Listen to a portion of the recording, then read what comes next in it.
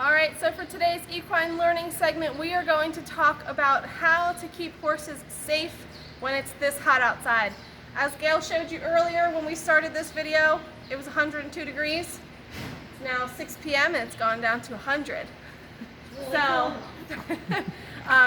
we thought that this was a great day to show how we keep horses safe when it's this hot outside. The first thing to note is that horses are pretty adaptable when it comes to the different climates. So if you think about it, people have horses all over the world, and these horses have to adapt to heat, cold, and everything in between. And in Maryland, our summers are hot.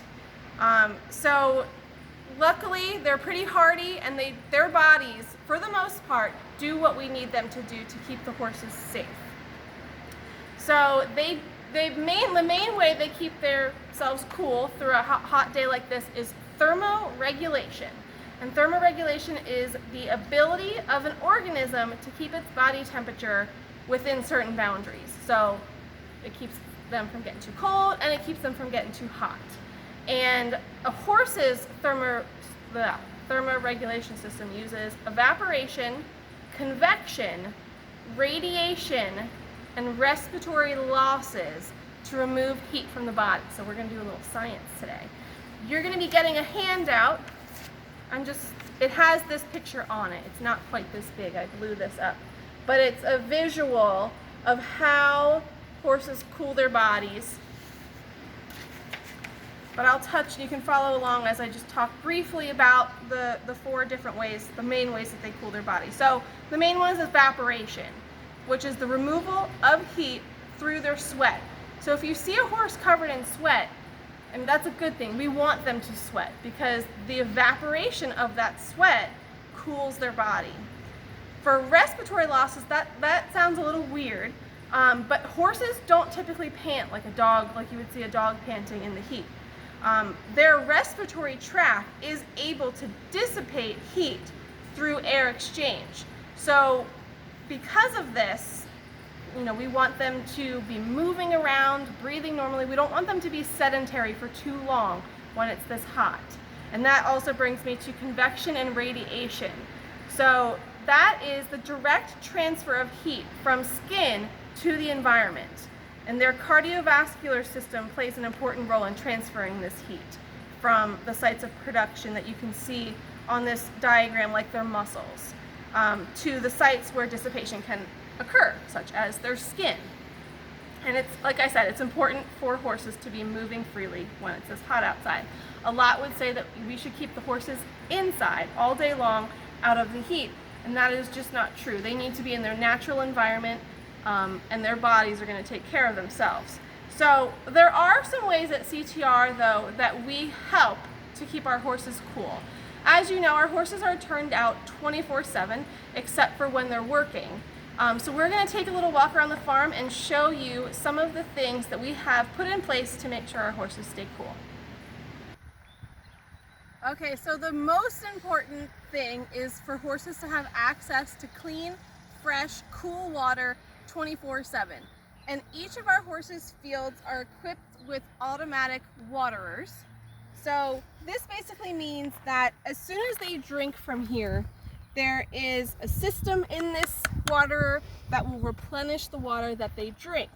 Now, if you want to get up close and personal with this water, you can see that it's time for this one to be cleaned.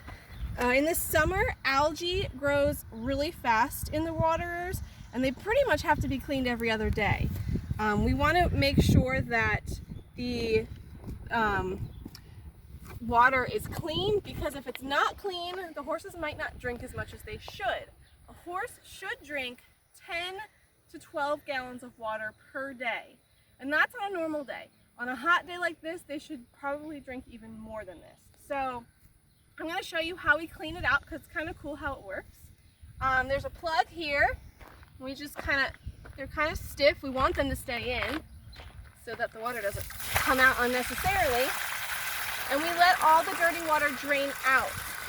We take a scrub brush and we swirl it around in there and get all the algae out.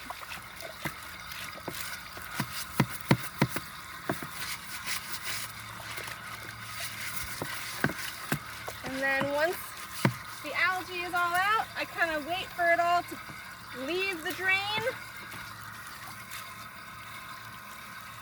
And then we plug it back up. And it'll refill so that the horses have clean water to drink. And it's nice that they have access to water all the time. The only downside of an automatic waterer is that we cannot always tell if a horse is drinking or not. So that's another reason why we have eyes on our horses every day, and we want to keep a close eye on how they're feeling. All right, next they need shelter, a place to get out of the sun when it's too hot. And as you can see behind me, they are all convening by their run-in shed here. So the sheds provide shelter from all sorts of weather, but they get them out of the heat. I always think that these horses are sort of silly, because as you will see after we show you the run-in shed, they have a whole backfield of shade that they rarely use.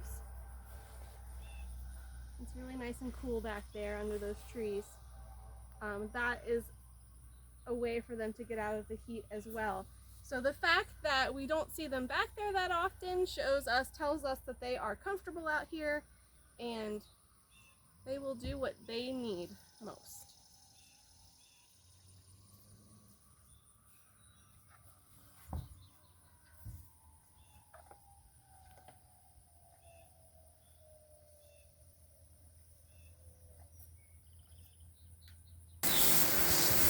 So another thing that we do when it's really hot is give the horses cold water baths.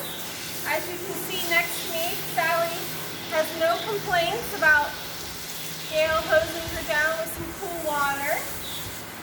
We hose them down everywhere. We just usually avoid their face just because they don't really like it. But really under their bellies and under their chests where Gayle's getting right now, those spots get really sweaty. So she is, you can tell by her head, Gayle wrestling with the hose. She is relaxed. Oh, she's even leaning into it a little bit. She's so Sally.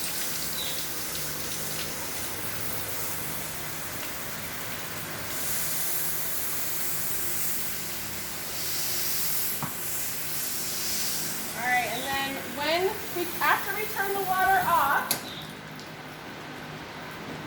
you would think that they'll stay coolest by leaving them completely drenched.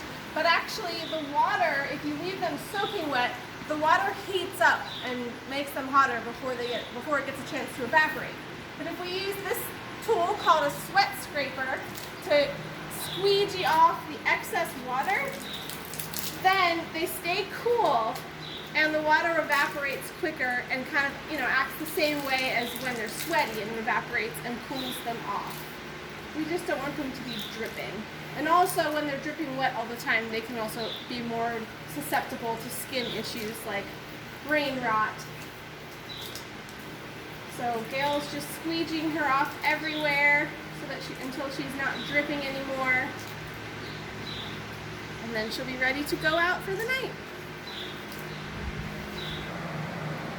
Alright, so all of the stalls are also equipped with box fans, and we hang them on the inside of the stalls with the wire on the outside of the stall so that the horses can't mess or chew with the wire.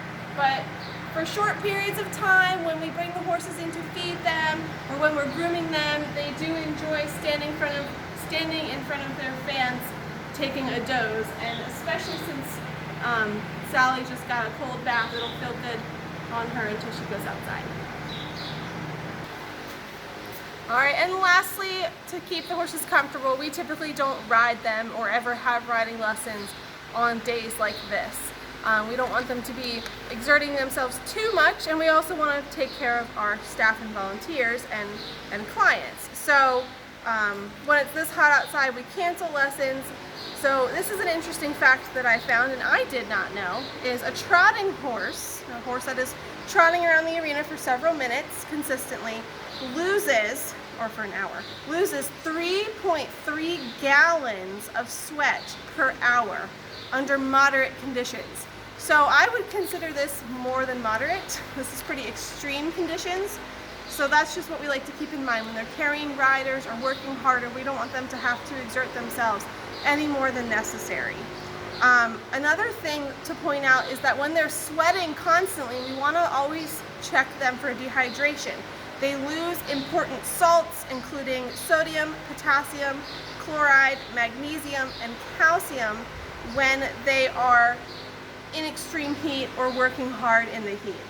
So we want to make sure that they are not losing too much of this, and if they are, we want to give them electrolytes, and this can be given in a paste or in their water or even in their food. So quickly, some signs of dehydration that we always keep an eye out for in our horses are sluggish activity level, muscle spasms or pain, lack of saliva, which then would result in decreased feeding, colic, which we've talked about, or constipation, cardiac arrhythmias, fatigue, or depression. So it's a lot of the same signs that you would look for in a human. And we're going to finish, I'm going to show you the pinch test, which is a physical way that we can determine if the horse is getting enough water. So the pinch test, like I said, is a way for us to determine if the horse is not getting enough water. We don't normally do this all the time. It's something that we would do if we saw that a horse wasn't feeling well or showing signs of dehydration. So you just pinch the skin at the base of their neck, and it should snap right back like it did with Sally. If it didn't snap back and it stayed loose, then that would be a sign that she might need some electrolytes.